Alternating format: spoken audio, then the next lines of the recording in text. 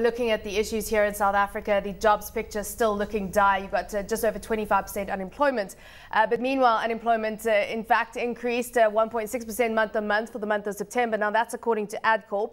The economy added over 25,000 jobs, partly reversing the decline observed between May and August. Now jobs growth was seen in all sectors in fact. Earlier we spoke to AdCorp CEO Lone Sharp for his views on this.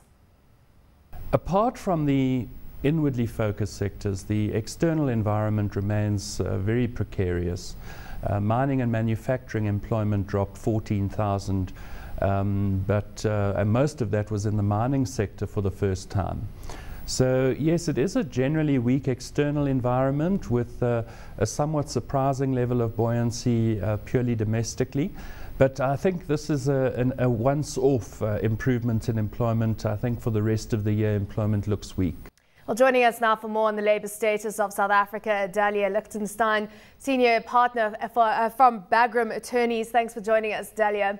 Thank you for inviting me. Just looking at the numbers today, you obviously have to break them down according to where the jobs are being added and what type of jobs, the quality of jobs. And just looking at the numbers, it seems that highly skilled jobs, you're still seeing growth there in terms of the professional space, employment growing by 9.8% in the month.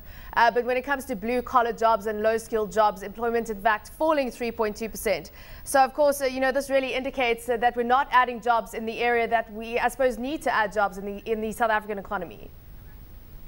Absolutely. I mean, what we as a society need and what our country needs more than anything is a good middle class. And in order to build a good middle class, you need to build from the ground up.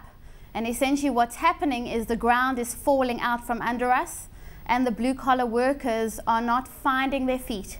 And it worries Bagrams tremendously that the future in terms of blue-collar workers and the employment rate on that level is not where it should be in order to grow this country.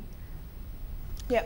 Yeah, I mean, Dalia, from our perspective, something that we've been quite concerned about is obviously you've seen this labor unrest continue to spread, yes. Not only, first of all, within the mining industry, but potentially having a knock-on effect throughout a much broader subset of the labor market. That being said, the trend likely to continue negatively in terms of jobs growth in specific sectors, and some talk of mechanization coming through in the mining sector particularly, and potentially also in some sectors of the manufacturing sector. So that really eroding that base you're talking about. Do you see that that as a scenario that has a high probability? Absolutely. I mean, what we know is, if I'm not mistaken, Rampela confirmed that mechanization. She was calling for mechanization. Now, with mechanization, your labor force is going to be reduced significantly. It makes commercial sense. And with that, the people who need to be able to sustain themselves are not going to be able to. And it's quite terrifying, actually. Mm. For me, here in Cape Town, I took a drive down a main road in what historically was a predominantly manufacturing environment. It was the clothing sector environment. It is almost dead. I was shocked. I really was. I mean, when it comes to the legal aspect of it, and we're talking specifically about labour brokers, I actually saw a report from the World Bank saying we've seen an increase in the number of labour brokers specifically in South Africa and India, and you're seeing more temporary employment services and brokers coming through in South Africa. What is that an indicative trend of? It indicates that there is work, but it is short term, that opportunities do exist, but the long-term effect isn't real, and therefore the ability to sustain employment is not significant. So although there is work, it's very temporary, it's short-lived, and people don't know how they're going to provide. Maybe every 3 months they have to reconfigure themselves as families. It's very hard. Dalia, what role do you think the trade unions can play in this, in this market? Because they certainly have made a lot of noises. They've been negotiating double-digit salaries, etc., going forward, but that's started hurting their membership. Is there a more positive role that they can play going forward? Well, as far as Bagrams are concerned, we believe the unions need to become far more responsible in their management. We believe they need to be more responsible in how they lead their members. I think their members do deserve the right to be represented, but they deserve to be represented by proper, sound, economically sound advice.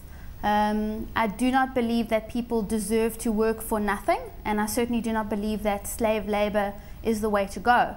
But on the other hand, unions need to realize that in the world we live in today, they have to be realistic.